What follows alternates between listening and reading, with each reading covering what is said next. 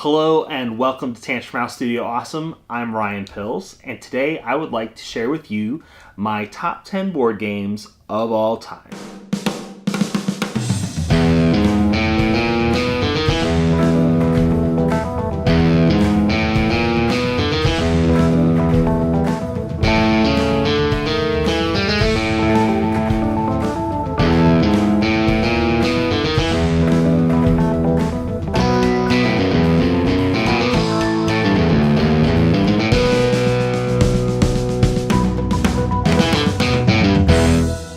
These are games that have made an impact on me, and I think that everybody should play them. And I also think they're really fun, and I want to share them with you now. So let's get into it. Number 10. Number 10 is Libertalia. This is a game from 2012, I think, and it is one where you all play as pirates collecting booty tiles, fighting over them, and different tiles may give you a curse or points. The thing I really like about this game is that everybody has the exact same hand when you start the game. The only difference is some cards have precedence over others for like tie breaking, but everybody has the exact same characters in their hand when they start off, whether it be the governor or the captain or the little monkey character, and it's how you play those cards that wins you the booty tiles and ultimately the game. So I really like that. I think everybody should try this game sometime. It's a lot of fun. Libertalia. Number 9. Number 9 is Number 9. This is a lot of fun. It's not a very deep game. The rules for the game are just one page, front and back. But it's a lot of fun. It's from Z-Man Games. This is a great game because it's very easy to just get right into and start playing. And even non-gamers, it's not very hard for them to grasp the concepts of the game, but there is some strategy involved. Again, you do have the exact same opportunities. When a number is called, everybody is drawing that Tetris-like number from the pool and then adding it to your ever-growing stack of numbers. And it's just how high can you get that stack to multiply against your numbers to get points. It's a lot of fun. Number 9. Number 8. My number 8 is Cosmic Encounter. Cosmic Encounter is a game for 3 to 5 players from Fantasy Flight Games, and the basic mechanic is you have a number of planets, you're trying to colonize your opponent's planets, but in order to do that, you're going to choose a planet to attack or negotiate. You pick a card to play, your opponent picks a card to play, and you may have played a negotiate or an attacking card, and you compare the highest value card, and that person wins, or you work out a deal if you both play negotiates. So the basic mechanic is pretty simple, but where the complexity comes in is you each have your own asymmetric race that has its own special ability, and that can really throw a wrench in the game because some of the abilities are just crazy. Like one of them, they just want to lose, and that's how they win the game, is by losing battles. It's just can be really interesting, the different combinations that go on, and you'll very rarely play the same game twice. So that is Cosmic Encounter. Let's look at number 7. My number 7 game is Ladies and Gentlemen. This is an interesting game because it plays up till 10, and you play in teams of 2, one lady and one gentleman. So I like that asymmetrical part of the game. It's actually kind of like playing 2 tables of up to 5 each. because one table is the gentleman. They are going to the market and earning money, and then the ladies are going to the shops and picking out outfits in order to buy, and then they present those to the gentleman like, hey, please buy me something nice, and the gentleman has to try to buy the nicest outfit for his lady to go to the ball at the end of the week. And it's interesting because you have limited information. You can't exactly specify what you want the gentleman to buy if you're the lady, and you can't, as the gentleman, ask directly. So there's like that breakdown in communication that couples sometimes experience. It can be a lot of fun, and I've always had a good time playing. There's been a lot of jokes and frivolity playing Ladies and Gentlemen. I think everybody should try it out. Ladies and Gentlemen, my number 7 game. Number 6. My number 6 game is Rise of Augustus, also known as Augustus. It was a runner-up, I believe, for the Spiel des Jahres, the year it came out. It's kind of like a glorified bingo, but actually fun. Somebody is reaching into a bag, pulling out a token. Everybody is, they have 3 cards with different symbols on them. If their symbol is the one on the token, they can put a legionnaire there. They try to fill up their entire card to turn it in for points. First person to complete 7 cards triggers the end game, and whoever has the most points wins.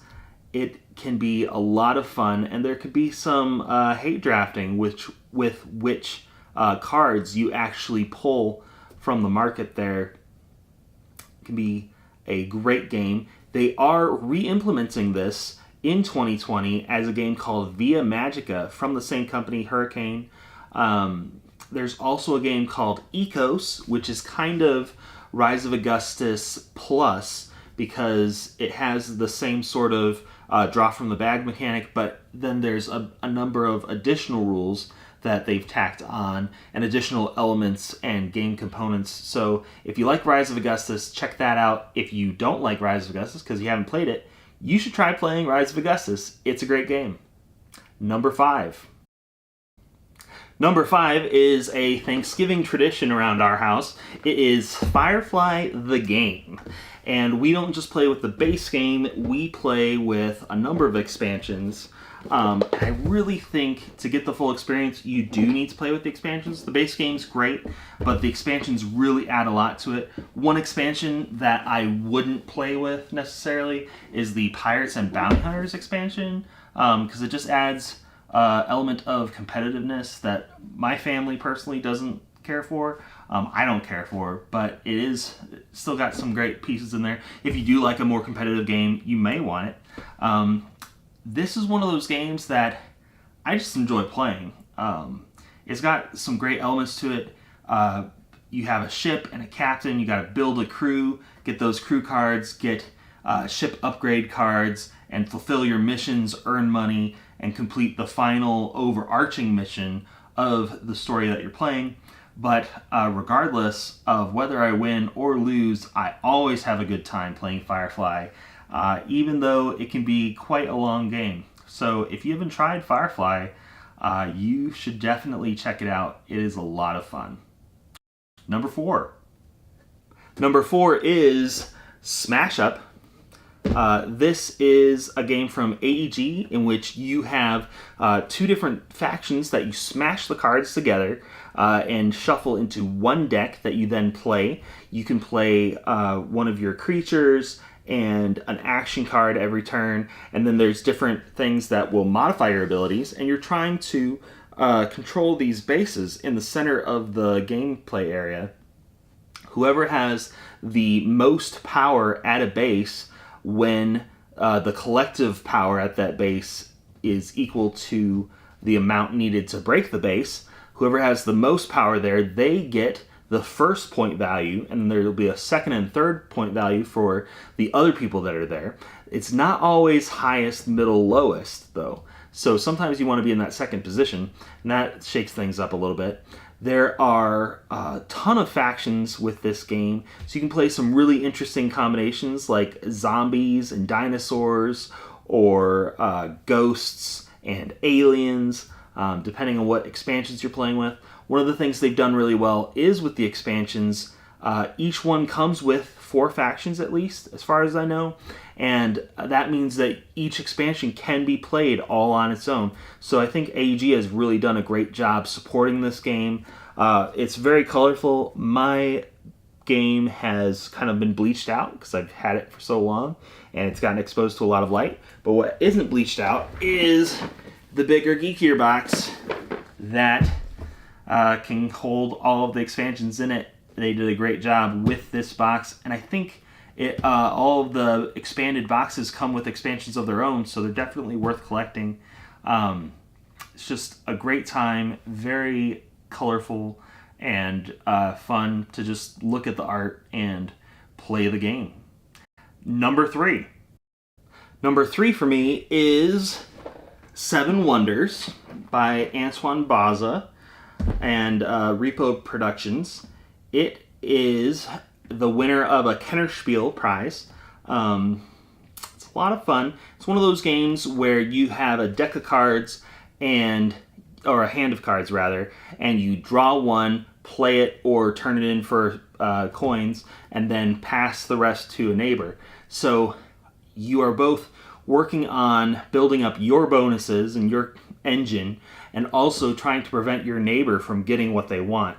Because there's certain strategies, like with the green technologies, where if only one person's focusing on them, they're going to win. But if everybody kind of works on it a little bit, it's not going to be the winning strategy. So you got to look at what other people are doing and also focus on yourself. I like that in the game. It's a great pick and pass game. I do have a updated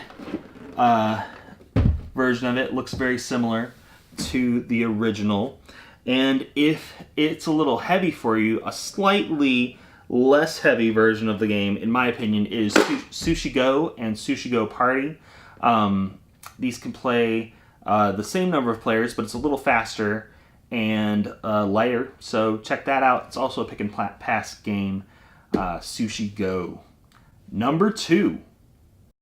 Number 2 for me, and this I feel like it had to be on this list because it is like the grandfather archetype of all deck builders. It is Dominion from Rio Grande Games. I believe this won a Spiel des Jahres at some point. If not, it deserves to have done so. It's just the granddaddy of all deck builders. If you haven't played it, you should. I feel like if you've played any deck builder, you've probably played a ghost or descendant of it in some form. There's a big deck builder that's had a lot of Kickstarters recently, Thunderstone Quest. It is a lot like Dominion, but with a little bit more of a goal-oriented. They added some more goals to it and more of a story, I feel like, than Dominion.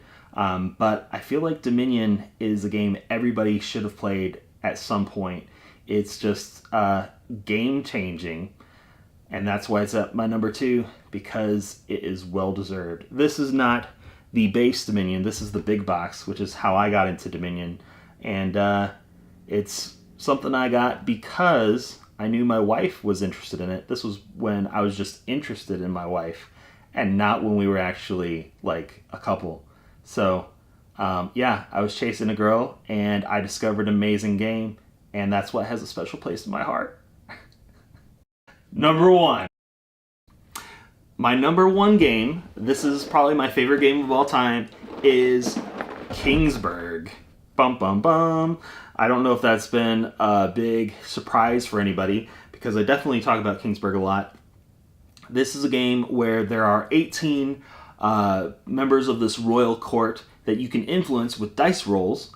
You will take 3 dice and roll them, and you can either influence them all together, like if you rolled 3 6s and made an 18, you could influence the king at 18, or you can take turns putting 1 dice or 2 dice down at a time until you run out of dice and influence multiple advisors. So you can influence up to 3 of the king's court every season, and get resources in order to build things and build up your military and manipulate your dice and get additional points. And it's a lot of fun. I always enjoy playing Kingsburg. I do win a lot, but I have a specific strategy where I go for dice manipulation balanced with military and then do the religious cathedral high point buildings at the very end, and it seems to work for me. So if you are interested in playing Kingsburg, try that. Works for me. So this is my number one game, and I think it should be in the curriculum of any serious gamer to have played at least once, because it is just a great game. I do enjoy playing it with the Forge a Realm expansion, which I've crammed into this box. This is the first edition of Kingsburg. The second edition, I think, comes with all of that expansion material already in it. So if you're interested in that, definitely check it out. I personally don't like the second edition because of the art. I just think the art isn't as good as the first edition. I like the style better of this one, the way the different advisors and the king and queen look. But your tastes may be different than mine. Definitely check it out, Kingsburg. Now, before I wrap up the video, I want to share some honorable mention / runner-ups, because no top 10 list is complete without some arbitrary other games to ruin the number that are actually being talked about. So let's talk about a couple other games. Runner-up number 1 is Call to Adventure. This was in my top 10 games of 2019, and it was a lot of fun. I don't actually know if I like the gameplay so much as I just like the activity of choosing a character, having their story in my head, and then trying to find that story in the cards that are out there. So, I mean, the gameplay is fun, but it's the activity that I actually enjoy more. And that's why I didn't make my top 10 list just now, but I definitely enjoy playing the game. I enjoy the tactile little runes that you cast. They're like two-sided dice that you play with, and they're just really fun to hold and cast out there and see what the results are, how your different challenges are resolved. Definitely check it out if you haven't already. Call to Adventure. Before we wrap up, I just want to share one last honorable mention. We have Star Wars Imperial Assault. I am a big fan of Star Wars and RPG-like games with miniatures, and this fulfills both of those. This very well could be in my top 10 games of all time, if not for the fact that it's just so hard to get to the table. There's a skirmish mode that you can play, but what I really enjoy is the campaign mode and the progressing, diverging story paths that you take there. I think they did a really great job. The problem is getting a group of people together to commit to playing that campaign and having someone commit to being the Imperial that everybody's playing against. There is an app that you can play it completely cooperatively, which I think is a great idea, but it's not quite the same as having the 4 versus 1 of one Imperial player just wreaking havoc. So Star Wars Imperial Assault, if you haven't tried this kind of miniatures game, I think you should, because it's amazing. And I really like it. So I thought it was appropriate since there is a major Star Wars thing happening today as this video is released. So check it out, Star Wars Imperial Assault. And be sure to stay tuned to our channel for more videos like this one, more list videos. Later this year, we're going to do a top 10 video of the top 10 board games for both the guys and girls of Tantrum House. There's going to be 2 different videos there. So definitely stay tuned to our channel for that one. And thanks for joining us. We'll see you next time.